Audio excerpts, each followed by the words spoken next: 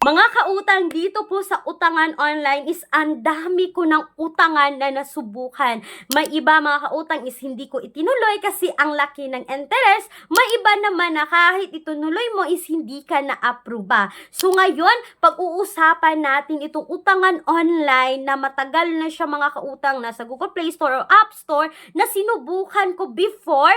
Pero hindi ko siya tinuloy mga kautang or siguro na-decline ako dito. Hindi ko na matandaan kung ako ay approve dito or decline. But, alam nyo ba mga kautang na tinawagan ako ng isang agent nila na pwede na raw akong umutang ulit sa dalawang utangan na ito. Hindi lang isang utangan yung offer nila mga kautang, but dalawa po na nag-offer up to 15,000 raw. So mga kautang, sinubukan ko ngayon ito to see if maa-approve na nga ba ako dito dahil tinawagan na nga ako ng agent nila. At yan yung pag-uusapan natin ngayon sa video na to at isi-share ko nga sa inyo kung dapat nyo nga ba ring subukan ito. But bago yan mga kautang, no, ito po sila yung mga nanalo sa ating tig 100 pesos GCash. So iilan lang po mga kautang yung nag-message sa akin, ilan lang po yung nakapag-claim ng 100 nila.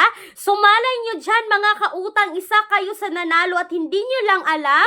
Please watch this video mga kautang, panoorin nyo hanggang dulo dahil isa-isa ko talaga na mag-spin dito mga kautang, no. Please panoorin nyo para alam nyo kung kayo ay nanalo para makapag-claim na kayo ng prizes niyo. At pagkatapos nyan, kung nanalo kayo, please do message me sa aking official Facebook page, Clarice Instant Loan Reviews. At eto na nga mga kautang, no, excited ako sa inyo na pag-uusapan natin. Kasi alam naman natin mga kautang, kapag yung number natin is ginagamit na natin sa pag-apply, is makukuha talaga nila yan or masisave talaga nila yan. So tinawagan ako ng isang agent at pagkatapos nag-text pa sila, sabi niya dito, congrats, your loan is waiting for you. Please open the app and have opportunity to get 50,000 pesos. So 50 nga yung sabi dito sa kanilang text. At hindi lang yan mga kautang, tinawagan talaga ako ng agent nila na pwede na raw akong sumubo kay Taga Cash or Halika Cash.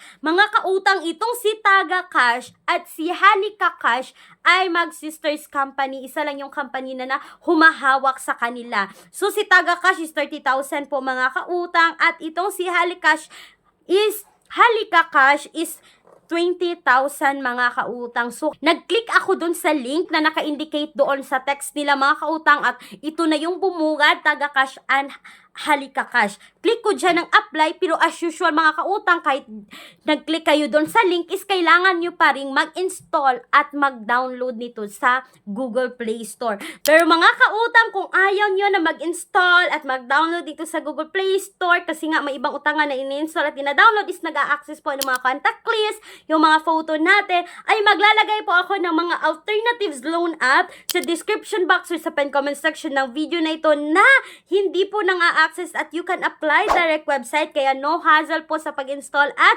pag-download mga kautang. Please visit po my description box or pen comment. Kulang ang budget, ang mahal ng mga bilihin. No problem, may solusyon tayo. Gamit ang isang valid ID, makakautang ka na sa loob ng 10 minutes o mas mabilis pa. Mag-apply ng loan kahit anong oras, kahit gabi o kahit weekends or holiday. Maaaring i-check ang pinned comment sa video na ito, bisitahin ang link at mag-apply na. So ito na nga mga kautang, si Taga Cash is under ng Ebaro Landing Corporation, while ito namang si Halika Cash mga kautang is under din ng Ebaro Lending Corporation. So, ito na yung sabi ko sa inyo.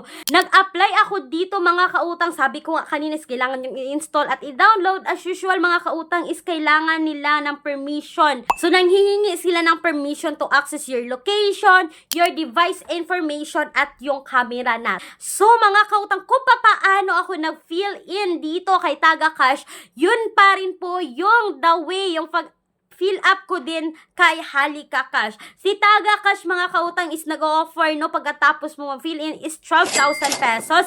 Si Halika Cash is nag-o-offer ng 3,000 pesos kapag kayo ay first time loaner dito. So mga kautang, yung mga valid ID na pasok dito kay Halika Cash is UMID, SSS, driver's license, TIN, PRC, voters ID, postal ID. At dito naman mga kautang kay Taga Cash, yung mga valid ID na pwede ay UMID, SSS, driver's license, TIN, PRC at voters ID at pwede rin postal ID. So same lang po yung pagpipilian na valid ID niya mga kautang. At uulitin ko kung paano ako nag-apply kay Taga Cash, pareho lang din pag-apply ko kay Halika Cash. Pero hindi ibig sabihin ito mga kautang na nag-apply ako, isubukan nyo rin itong utangan na ito. Dahil mga kautang, pagkatapos kong na-fill in lahat dito, no, kay Taga Cash at kay Halika Cash, is hindi po ako na-approve mga kautang. Ang hindi lang nakaganda para sa akin dito mga kautang is hindi mo makikita yung loan details as long as hindi kayo na-approve or nakapasa sa kanilang evaluation.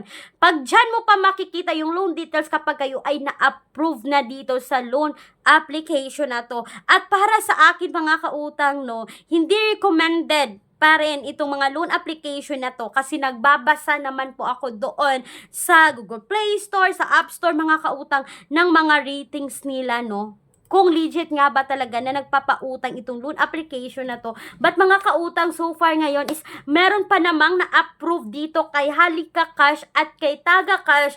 Siguro mga kautang, no, for me kasi yung TIN ID yung gamit ko sa pag-apply dito is hindi po pumasa yung TIN ID dito kasi mostly po mga kautang sa ibang utangan mas preferred sila na gumamit kayo ng mga primary valid ID. At mga kautang, please do a research kayo dito kay Halika Cash and Taga Cash bago kayo mag-apply kasi may nakita akong comment mga kautang na nakagaya sa akin is hindi na-approve. May iba naman na nagsasabi mga kautang na ang laki raw ng interest dito kay Halika Cash at Taga Cash. At ito pa mga kautang na masasabi ko talaga na kahit tinawagan na kayo ng kanilang agent na pwede na kayo mag-reapply ulit, kapag hindi pa rin kayo pumasak sa kanilang evaluation is hindi pa rin kayo ma-approve dito. Kagaya ko nga mga kautang, tinawagan na ako is hindi pa rin ako nakapasa, no, kaya wag masyadong mag-expect na kapag tinawagan ka na ay makapasa ka na kasi hindi pa rin mga kautang kasi dadaan pa rin kayo sa kanilang evaluation. So sana po ay nakatulong itong review na to regarding kay Taga Cash at kay Halika Cash na mag-sisters company lamang or isang company lamang sila mga kautang na under ng Barrow Lending Corporation. At mga kautang, bago ko nga tapusin itong video na to, gusto ko lang sabihin na kung talagang naghahanap kayo ng pangmalakihan or hindi nyo pa nasubukan yung bank personal loan mga kautang na nag-offer ng minimum of 20,000 and maximum of 2 million pesos. Ito po lahat ng mga requirements na kakailanganin at kung kayo ay qualified dito mga kautang, you can email me right away, clariza@gmail.com. And please take note po that all applications submitted is subject for bank approval. Once again mga kautang, si Halika Cash at Taga Cash ay para sa akin is hindi po recommended. Huwag nyo na lang subukan kasi nga hindi makikita yung loan details dito. Para sa akin is a big no-no sa mga loan application na hindi nagpapakita ng loan details. Once again, this is Clarice, ang inyong number 1 palautang dahil utang is life. Bye!